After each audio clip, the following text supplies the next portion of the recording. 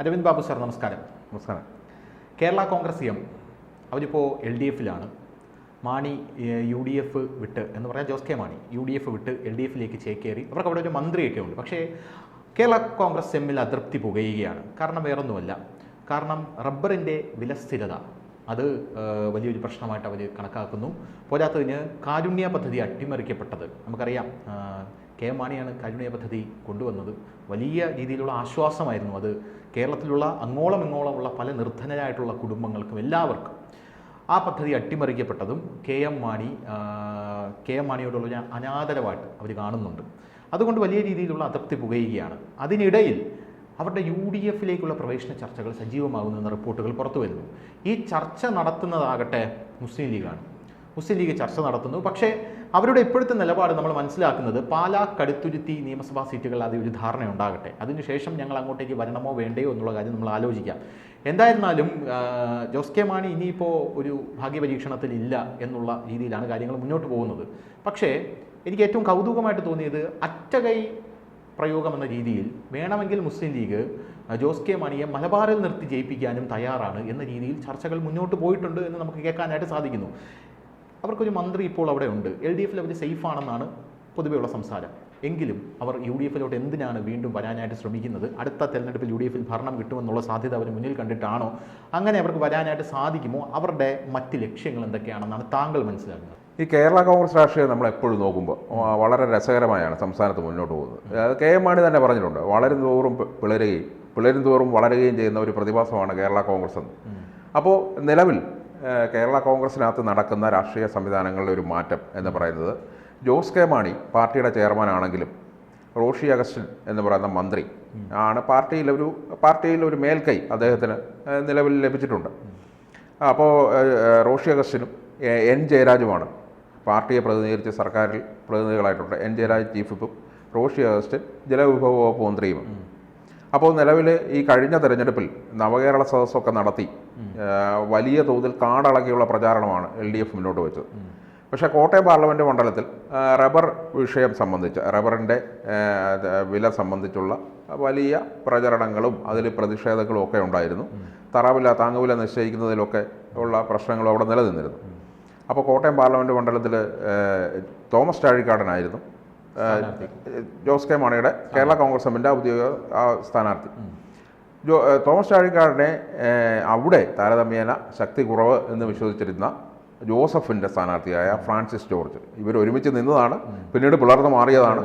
Francis George അദ്ദേഹത്തെ പരാജയപ്പെടുത്തുകയും Francis George നിലവിൽ Kottayam M P ആയി തിരഞ്ഞെടുക്കപ്പെടുകയും ചെയ്തു. അതോടെ കോട്ടയത്തെ ഒരു ശക്തി കേന്ദ്രം ജോസഫാണെന്ന തരത്തിൽ കേരള കോൺഗ്രസ് ജോസഫിൻ്റെ കയ്യിലേക്ക് കേരള കോൺഗ്രസ് രാഷ്ട്രീയം പോയി എന്ന തരത്തിലുള്ള ഒരു നറേറ്റീവ് കേരള രാഷ്ട്രീയ മണ്ഡലത്തിൽ സൃഷ്ടിക്കപ്പെടുകയും ചെയ്തു.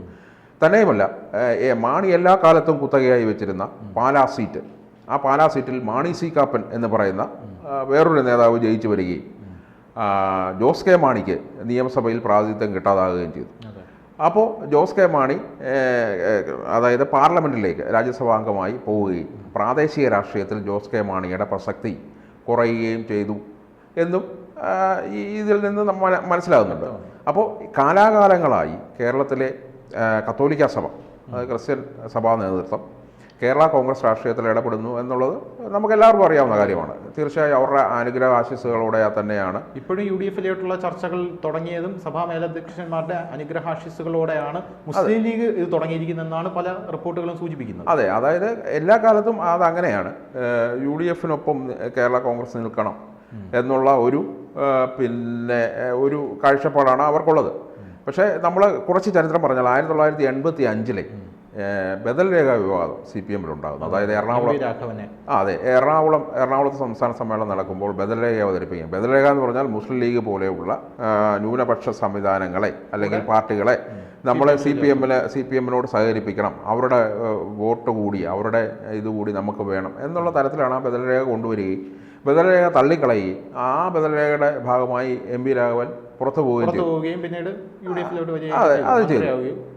ഞാൻ പറഞ്ഞു വന്നത്, ഈ ബദൽരേഖ അവതരിപ്പിച്ച് കഴിഞ്ഞ അടുത്ത തെരഞ്ഞെടുപ്പ് നടക്കുകയും അടുത്ത തെരഞ്ഞെടുപ്പ് കേരള കോൺഗ്രസ് ജോസഫ് LDF-നൊപ്പം ചേരുകയും ചെയ്തു. ഏത് ബദൽരേഖ തള്ളിക്കളഞ്ഞ ആൾക്കാർ തന്നെ ആ ബദൽരേഖ അവതരിപ്പിച്ച ആളെ പുറത്താക്കി. എന്നാൽ ആ ബദൽരേഖയിലെ ആശയം ഉൾക്കൊള്ളുകയും ചെയ്തു. അവരെടുത്ത് ജോസഫിനെ ഇവിടെ കൊണ്ടുവരികയും ചെയ്തു.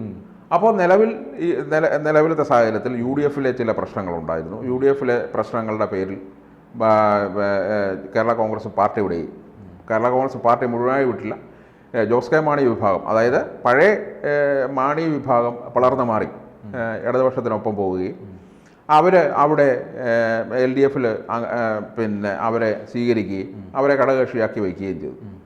അപ്പോൾ ഈ പാലാ നഗരസഭയിൽ തന്നെ CPM-മായി വലിയ തോതിലുള്ള വിഷയങ്ങൾ നിലനിൽക്കുന്നുണ്ട്. അതിന് പുറമെയാണ് ഇപ്പോൾ റബ്ബർ വിലയുടെ ഒരു പ്രശ്നം ഉയർന്നു വന്നിട്ടുള്ളത്. ഒരു പ്രശ്നം തന്നെയാണ്. അതെ, തീർച്ചയായും കൂടുതലും കർഷകരാണ്, അതായത് മലയോര കർഷകരടക്കമുള്ള കർഷകരാണ്. വലിയ തോട്ടം ഉടമകളും അടക്കമുള്ള വലിയ തോട്ടം ഉടമകൾ തൊട്ട് ചെറുകിട കർഷകർ വരെ കേരള കോൺഗ്രസിലുണ്ട്. കാർഷിക രാഷ്ട്രീയം അവരുടെ ഒരു പ്രധാന പ്രശ്നം തന്നെയാണ്. അത് ഉയർത്തി വലിയ തോതിലുള്ള പ്രക്ഷോഭങ്ങളൊക്കെ അവർ മുൻകാലത്ത് നടത്തിയിട്ടൊക്കെ ഉണ്ട്.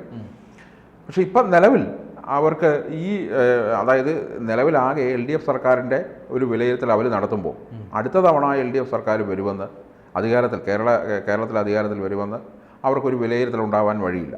കാരണം കോട്ടയത്തെ തെരഞ്ഞെടുപ്പ് പരാജയം ഒന്ന്, മുഖ്യമന്ത്രിക്കെതിരെ നിലവിൽ നിലനിൽക്കുന്ന ആരോപണങ്ങളൊന്ന്, സർക്കാരിൻ്റെ ആകെ പ്രവർത്തനത്തിലുള്ള താളപ്പിഴകൾ, ഇതെല്ലാം അവർ ഒരു ബെഞ്ച് മാർക്കായി കണ്ട് അവരിതിനെ വിലയിരുത്തുന്നത് ഇനി അടുത്ത തവണ ഒരു 3.0 സർക്കാർ LDF വരാൻ സാധ്യതയില്ല എന്നുള്ളതാണ്. അപ്പോൾ അവർ ഈ പാർലമെൻറ്റ് തെരഞ്ഞെടുപ്പ് തോറ്റപ്പോൾ മുതൽ UDF-മായി പല വിധത്തിലുള്ള ആശയവിനിമയത്തിനും ജോസ് കെ മാണി ശ്രമിച്ചിരുന്നു. പക്ഷേ അത് UDF നേരത്തെ ആ സമയത്ത് അതിനെ ഉൾക്കൊള്ളാൻ തയ്യാറായിരുന്നില്ല. കാരണം രാഷ്ട്രീയം ഇത് മുന്നോട്ട് പോവുകയാണല്ലോ, ഇത് ഏത് തലത്തിലാണ് എൻഡ് ചെയ്യുന്നതെന്ന് അപ്പോൾ അവർക്ക് പിന്നെ ഒരു മനസ്സിലായില്ല. അപ്പോൾ അതുകൊണ്ട് തന്നെ UDF അന്ന് അതിന് വലിയ തോതിലുള്ള ഒരു സ്പേസ് അതിന് കൊടുത്തിരുന്നില്ല. പക്ഷേ പിന്നീട് ഈ ചർച്ചകൾ, ആശയവിനിമയങ്ങൾ, അനൗദ്യോഗിക ആശയവിനിമയങ്ങളൊക്കെ നടക്കുകയും പിന്നീട് പതുക്കെ ഈ ജോസ് കെ മാണി UDF-ലേക്ക് വരണം എന്ന് സഭാ നേതൃത്വങ്ങൾ കൂടി ശഠിക്കുകയും ചെയ്തതോടെയാണ് ഇപ്പോൾ ഈ ചർച്ചകൾക്ക് ഒരു സജീവത കൈവന്നിരിക്കുന്നത്. അപ്പോൾ അതിനകത്ത് ഇടനില നിന്ന് എല്ലാ കാലത്തും UDF-ൽ ഒരു ഘടകകക്ഷികൾ തമ്മിലുള്ള പ്രശ്നമുണ്ടാകുമ്പോൾ ലീഗ് ഒരു വലിയ പാർട്ട് അതിനകത്ത് വഹിക്കുന്നുണ്ട്. ഈ പ്രശ്നങ്ങൾ പറഞ്ഞു തീർക്കാനും UDF സംവിധാനത്തെ മൊത്തത്തിൽ ഒരുമിച്ച് കൊണ്ടുപോകാനും ലീഗാണ് മിക്കവാറും മുൻകൈ എടുത്തിട്ടുള്ളത്, ലീഗും അല്ലെങ്കിൽ കോൺഗ്രസും. അപ്പോൾ അതിൻ്റെ അടിസ്ഥാനത്തിൽ ലീഗ് മാണിയെ പിന്നെ ഇതിലേക്ക് അടുപ്പിക്കണം എന്ന തരത്തിലുള്ള ചർച്ചകൾക്ക് ഇപ്പോൾ തുടക്കമിട്ട് എന്ന് മാധ്യമങ്ങളോട് അറിയുന്നത്. ഇതിൻ്റെ ആഫ്റ്റർ ഇഫക്റ്റ്, ഇനി ഈ പൊളിറ്റിക്കൽ ഡെവലപ്മെൻറ്റ് ഏത് തരത്തിലാകും എന്നതും കേരള രാഷ്ട്രീയത്തിൽ വലിയ കൗതുകമായി. തീർച്ചയായും ജോസ് കെ മാണി ഈ നിലവിലെ സാഹചര്യത്തിൽ അവർക്ക് അങ്ങനെ ഒരു വിലയിരുത്തലുള്ള സാഹചര്യത്തിൽ ജോസ് കെ മാണി വരാനുള്ള സാധ്യത എന്ന് പറയുന്നത് ഈ സീറ്റിൻ്റെ കൂടി അടിസ്ഥാനത്തിലായിരിക്കും.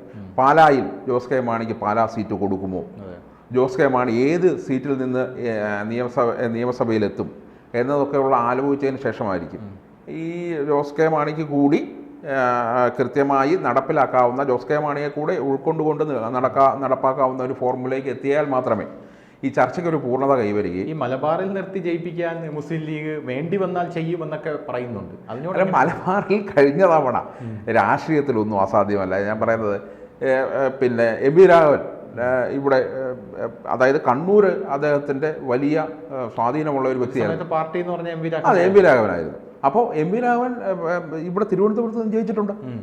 അപ്പോൾ ഞാൻ പറയുന്നത് രാഷ്ട്രീയത്തിലൊന്നും അസാധ്യമല്ല, നമ്മൾ അതിനെ അങ്ങനെ കാണണ്ട. അപ്പോൾ രാഷ്ട്രീയത്തിൽ ഒന്നും രണ്ടല്ല എന്ന് പറയുന്നത് പോലെ തന്നെ ഒരു പക്ഷേ ജോസ് കെ മാണി കൂടി അതിന് വഴങ്ങണം. അതായത് സ്വന്തം തട്ടകം ഉപേക്ഷിച്ച് മലബാറിൽ പോയി ജയിക്കുക എന്ന് പറയുന്ന ഒരു രാഷ്ട്രീയ ഫോർമുലയ്ക്ക് ജോസ് കെ മാണി വഴങ്ങിയാൽ മാത്രമേ അത് സാധ്യമാകാൻ വഴിയുള്ളൂ. അല്ലെങ്കിൽ ജോസ് കെ